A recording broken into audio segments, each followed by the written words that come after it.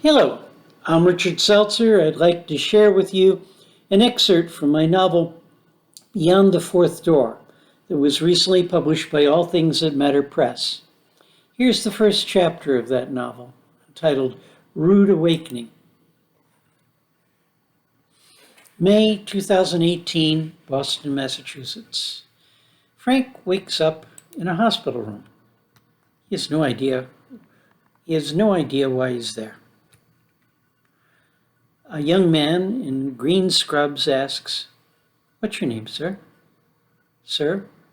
Why do you call me sir? Nobody ever calls me sir." "Force of habit, sir.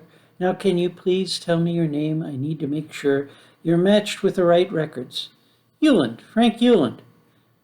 "Very good, sir. Thank you. And why am I here? What happened?" "You had a routine colonoscopy, sir. The doctor can go over the details with you. I need to check a few facts. You're 70, right?" "No, I'm in the class of 71, not 70. "No, sir, I mean your age." "What?" "I'm a sophomore at Yale. I can't afford to miss class. I have papers due. What do I have to do to sign myself out of here?" "You seem confused, sir. That's natural after anesthesia." "For God's sake! You don't think I know how old I am?" "Just look in the mirror, sir. Behind you on the wall. That'll help you get oriented and back to your old self." Frank turns to look.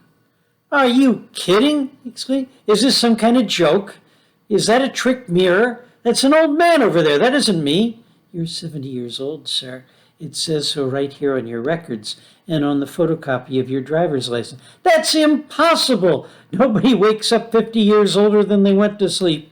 "That's you in the mirror, sir. What you see in the mirror is the same as what I'm looking at, what I see when I'm looking at straight at you." "What year is this?" 2018. "Good God, who stole my life?"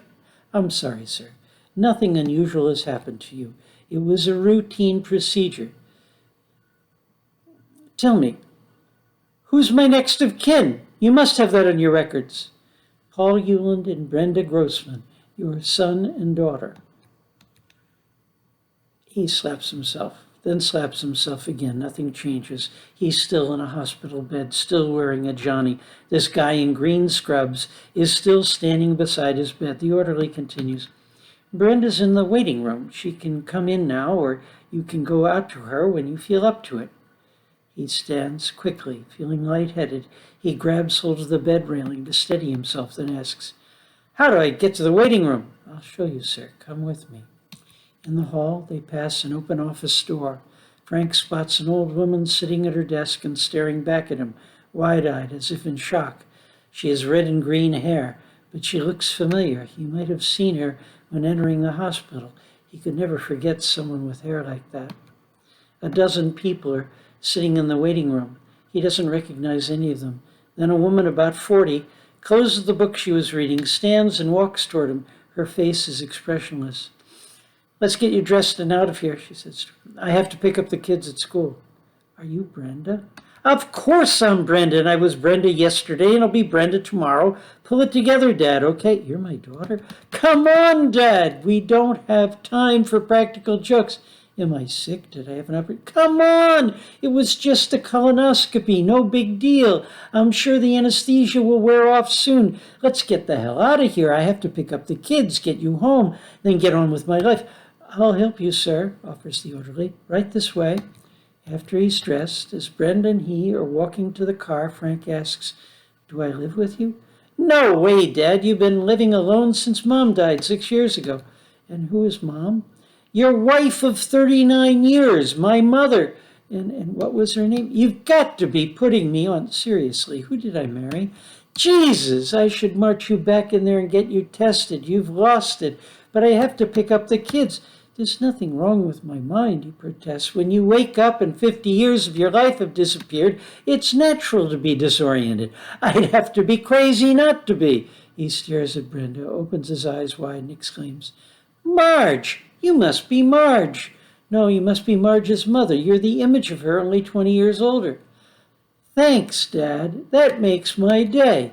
You think I look old enough to be my mother's mother, and you don't even remember your wife's name. My mother's name. She was Evelyn, Dad. The love of your life was named Evelyn. Well, the only woman I ever thought of marrying was named Marge, and she was 20 when I last saw her. How old are you, Brenda? You know damned well how old I am. You were in the delivery room when I was born. You saw me pop out. I've told that story dozens of times. You don't know how old I am? Do the fucking math. And Mom's dead. Evelyn's dead. Do you hear me? 6 years dead? You're weirding me out, Dad. Evelyn? Who the hell is Evelyn? Okay, Dad. So you've forgotten Mom.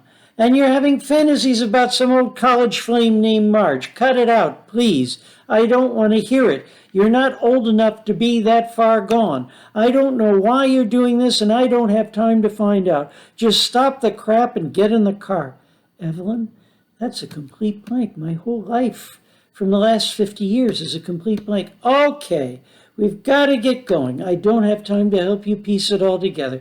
Get in the car. Let's get out of here. By the time we get to your apartment, the anesthesia will have worn off, and once you sit down at your computer with all your photos and files, you'll snap out of this. Computer? I have a computer, and I know how to use it? Good God! When they're on the road, Frank starts chuckling. What now, Dad? I just got an idea for a novel. So now you're a novelist, she asks in disbelief. You mean I'm not? I thought I would be.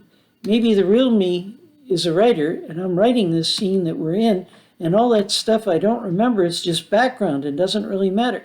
Thanks, Dad. That makes me feel great. Your marriage, your kids, your career, the part of your life that involved me, that was all nothing. You're glad to be done with it. Thanks. No, honey, I didn't mean that. Don't honey me. You don't even know who I am. Okay, stranger, sweet, understanding, patient stranger, I just had another silly idea I'd like to share with you. Call it living backwards. This guy wakes up in a nursing home. Nobody knows who he is or how he got there. The admin staff run paperwork on him as an indigent with Alzheimer's. No ID, no known family, no known friends. They check him in and get Medicare and state insurance to pay his fees. He's healthy. His short-term memory is sharp, but he can't remember anything from the past. They figure he's about 80. 10 years later, he looks 70. 10 years after that, he looks 60. It turns out he was born an old man and is living backwards, getting younger all the time. I was chuckling to think that maybe I was just born as an old man, and now I'm going to get younger. Fat chance, Dad. You're not getting any younger, nor am I, nor is anyone else. If anyone could, it would be Charlie. What? My uncle, who is young enough to be my brother, Charlie. You must know Charlie. You used to talk about him, but I never met him. He and his wife, Irene, disappeared about 5 years ago. If he doesn't show up soon, he'll be missing, presumed dead. That's what you told me. Well, Charlie would be the one. He would find the fountain of youth. He would dream the impossible dream and make it real. Over breakfast, he'd figure out the meaning of life. Then over lunch, he'd deal with more important matters. If you enjoyed this story, please let me know in comments, and I'll do more of the same. My name again is Richard Seltzer, as in Alka-Seltzer. My email is seltzer@seltzerbooks.com. My most recent books are Parallel Lives, Beyond the Fourth Door, which is where this chapter came from, and Nevermind. You can find them all at Amazon as paperbacks and as ebooks. They can be read in any order. They're independent stories with overlapping theme and styles. Each presents a different view of reality, a different way of trying to make sense of the mysteries of life.